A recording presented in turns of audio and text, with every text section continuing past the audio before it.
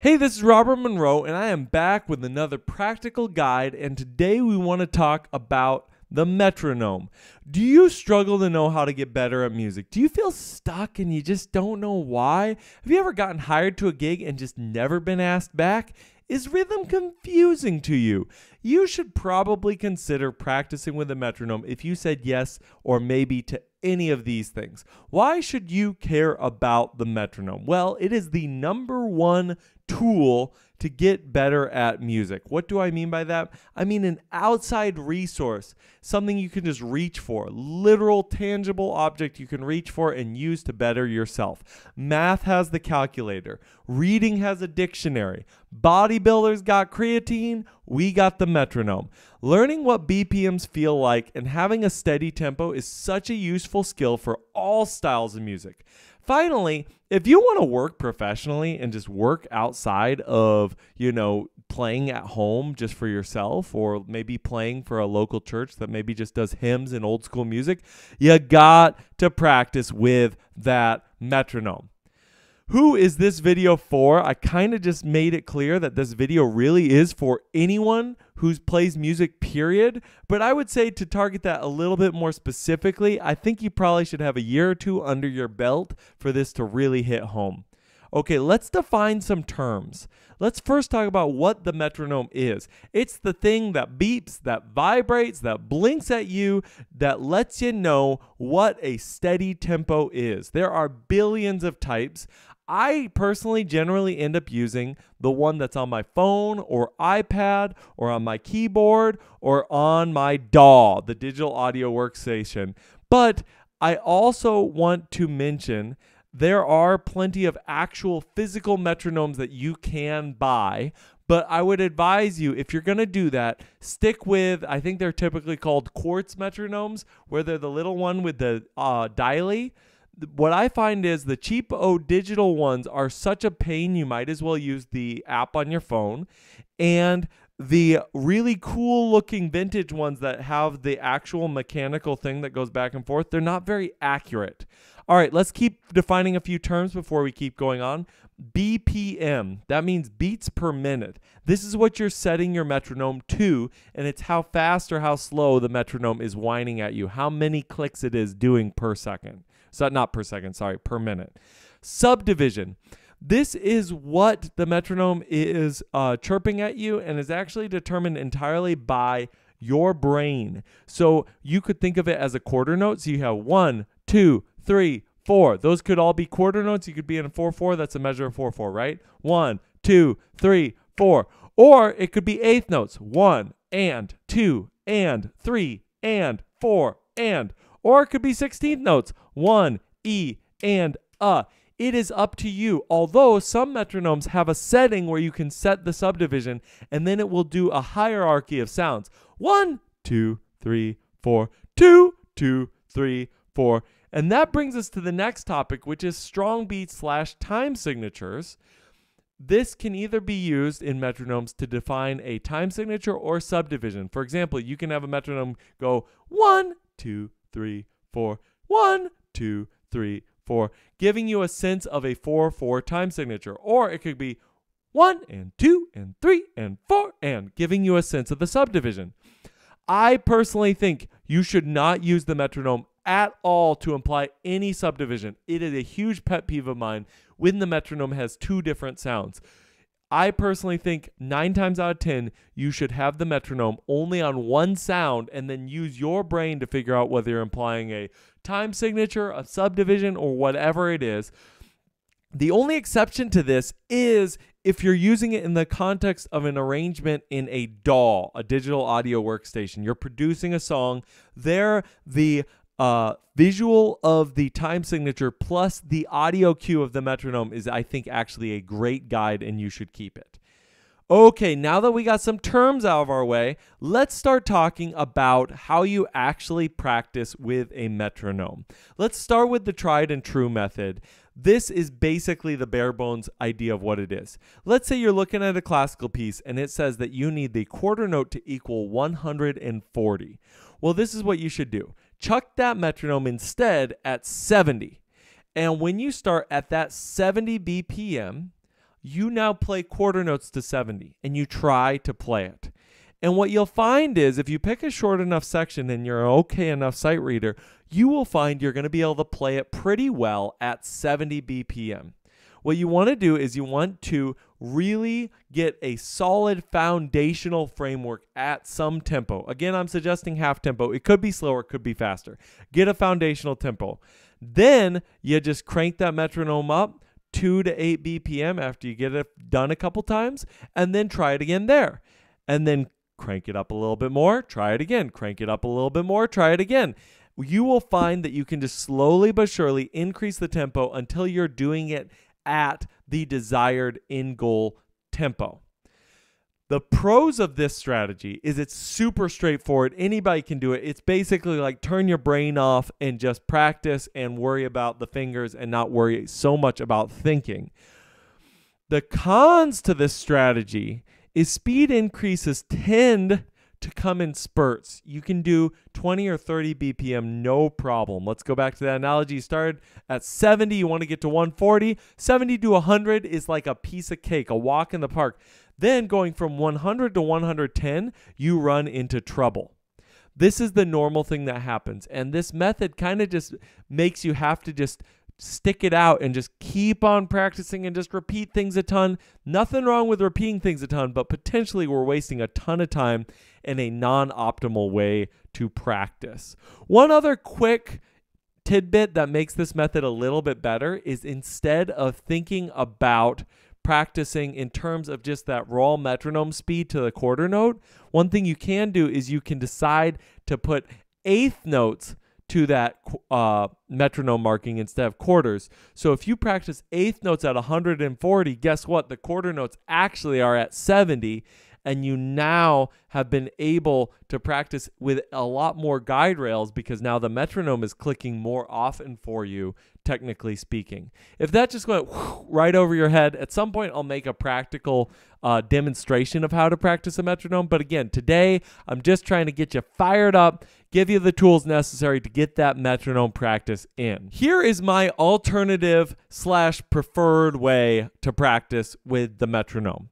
Does this mean that the last method is a waste of space? Why did I even talk about it? No, it's very valuable and is the tried and true method that everybody generally employs.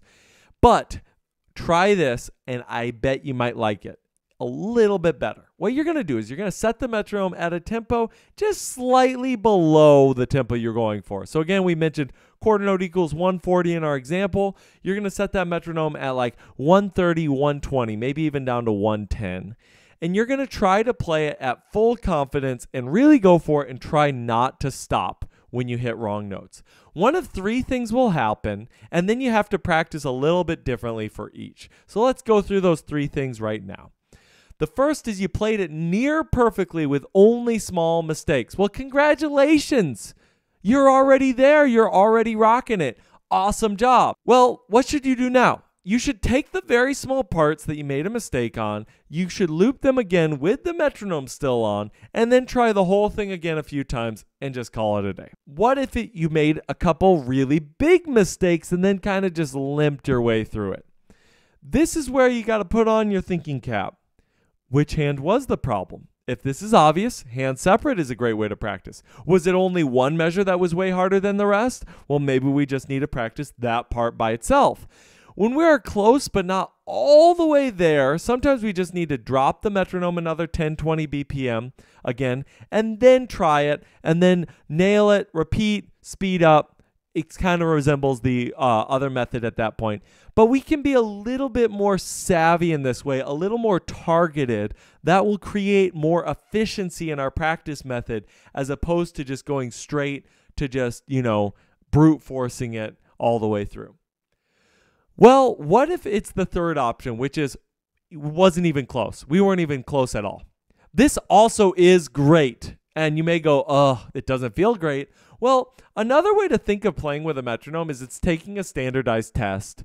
And getting a failing grade always feels bad, but it tells you exactly what you need to be doing for study or to practice. I highly recommend hand separate, slow practice, listening, singing, harmonic analysis. The list goes on and on. But if you take these more advanced practice techniques and you throw them at this, you're going to get so much more progress than going super slow on the metronome, clicking it up 2 BPM, playing again, clicking it up 2 BPM. Anytime you're running into some massive difficulty, I highly recommend throw some other practice methods at it, then come back to the metronome. We just dropped right into this topic of how to practice with a metronome, and we forgot to even mention when you should practice with a metronome. Well, when you keep getting fired because you can't play in time. No, I'm just kidding. It depends on what type of music you're really practicing. If you're practicing classical, this is kind of the only style of music I would say that metronome practice is optional yet still encouraged. What do I mean by that? Classical, the end goal is not necessarily to have a metronomic sense of time. That's not really something desired or that incredibly valuable in classical music. Now I'm going to have a bunch of classical musicians dumping down my throat. Come at me, bro. But it will still be very helpful and important to standardize your piece and then have a bass line to interpret on top. I highly encourage my students. I had a student who was learning Reverie by Debussy, and they were listening to a Lang Lang recording, and Lang Lang was going nuts, just, doing all the interpretation, going crazy. His hands are flying everywhere. And my student got so confused about the rhythm because they were just referencing the recording. And I went, hey, chuck that metronome, straighten out the time, then get fancy with the interpretation. It fixed all of their problems. For all other styles of music besides classical, metronome is key. It's essential. If you're not practicing daily with the metronome, you're probably doing something wrong. Now, practicing does involve the metronome, but it could potentially use other things like recordings and drum grooves, and it's not always good at everything. So why don't we talk about what it's not very good at in terms of things maybe you should not practice the metronome with? High-end technical practice. Although it can be part of your practice in general for technical issues and set a great baseline of where to be, I find that if you're really trying to hone in the finer details of your technique, nothing can beat super slow practice. Super slow practice is the GOAT for practicing high-end technical, like how efficient are your fingers, all that type of details. Musical practicing, when you're really trying to express something. I know I just brought up this student working on Reverie, which is a very emotional musical piece, but once you get that bass line down, get that metronome out of there and give yourself some freedom to stretch and get rubato and get all of these other cool concepts worked out in a more free environment. Time feel. I think this is actually the most overlooked one in both camps. There is the metronome crowd that go practice with a metronome always.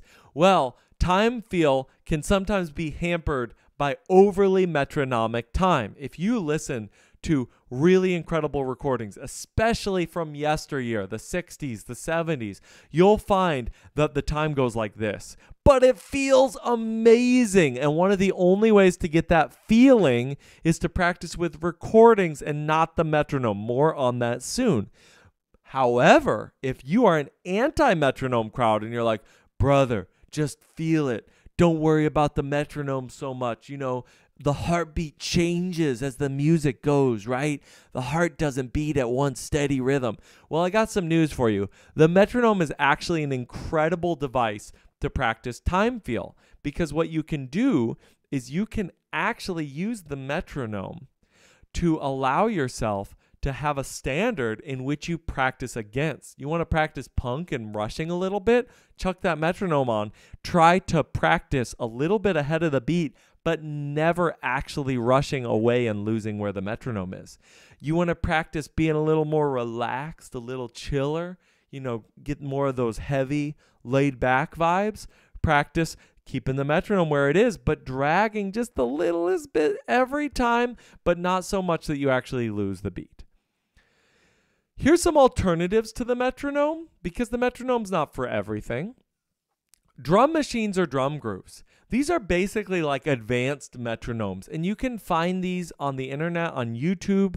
just at different tempos, or you can literally find machines or just in your DAW, GarageBand, whatever you use. The advantages of these is they give us a more of a sense of feel, and they actually give us a little more help in keeping time.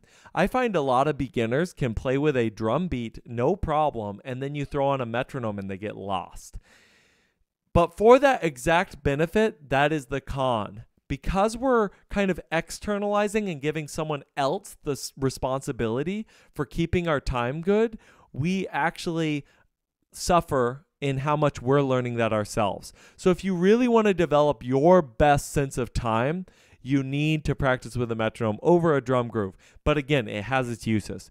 Recordings or rehearsals with live musicians. I lump these together even though they're very different because they both offer the same advantages and disadvantages compared to a metronome. This is even better at developing time feel and developing specificity for that specific song or occasion. And in that case, in some ways, if you're getting ready for a gig, recordings and rehearsals with live musicians should be at the top of your priority stack. That is going to be the number one best way to get you ready for your gig. Why, though, should the metronome still be preferable in some situations? Well, recordings and rehearsals actually are huge crutches for both time feel and arrangements. You may think that you know a song really well, but then if you just turn on the metronome and try to play it, just you and the metronome, you can't remember anything beyond the intro. That's so common, and it's because you didn't actually really know the song. You were just relying on other people. That is why you still need to do the metronome. One last completely other direction is counting out loud. This is super powerful. This is one of the most powerful practice methods. And it's actually the only practice method compared to metronome that's actually better at developing your own inner sense of time. The only thing that is really crappy about counting out loud, I love it and it's superior to the metronome in many ways, but the only thing that's crappy is it is internally validating, meaning if you have a bad sense of time to begin with, you won't know that you're counting it wrong. So I highly encourage you to actually spend quite a bit of time with the metronome and drum grooves, a lot, especially at the beginning of your practice journey, so you can get a good sense of what it's supposed to sound like and feel like, and then start incorporating counting out loud. This is already getting super long, but there's just a couple more things you should know that you can practice the metronome for. I mentioned this a little bit before, but time feel. Just because the metronome doesn't waver doesn't mean that you can't waver on top of the metronome and achieve some incredible results. If you can't make the metronome dance and groove a bit, that's not the metronome's fault, that's your fault. Subdivisions. I mentioned this as well earlier. You can change which subdivision you are using to address certain issues. One of my favorite things when a student is playing solfeggio, it's just 16 notes the whole way, is you set the metronome at like 200 BPM to the 16th note. So it's ta ta ta ta ta ta ta ta, and then they have to match each one. It's a really great tool to establish even 16ths. But let's say instead you're having a problem with a really boring interpretation of a 4-measure passage. Well, set that metronome super slow, like 40 or 60 BPM to like the half note or the whole note, and then try to play it smoothly on top. I guarantee you, if you can pull that off, it's going to sing at that point. Swing. The metronome is so good for practicing swing. Set that metronome on 2 and 4. It's really hard to get used to because you just hear click, click, click, click. And what you want to hear is 1, 2, 3, 4. And then you get a little bit better and you go 1, 2, 3, 4, 1, 2, 3, 4. But if you really want to get down the swing, you got to be able to transfer it from 1, 2, 3, 4, 1, 2, 3, 4 to 1, 2, 3, 4, 1, 2, 3, 4. It's hard to get down, but once you get it down, it is life-changing to your swing practice. Improv. Speaking of improvisation, metronome is so good at practicing improv. It's hard to self-motivate to keep improvising when you feel like, I'm getting a little bored of myself and I'm struggling and I'm getting a little, messed up here. Just think about chucking that metronome on a tempo and saying, hey, I got to play constant eighths until the cows come home. so good. Form. Just set the metronome on, look at your music, and don't play a single thing. Just count with the metronome through it. I guarantee you're going to know your song infinitely better after that. Last thing, extreme challenges. This is kind of a catch-all because there's so much you can do with the metronome. You can just do nuts, bonkers things with the metronome.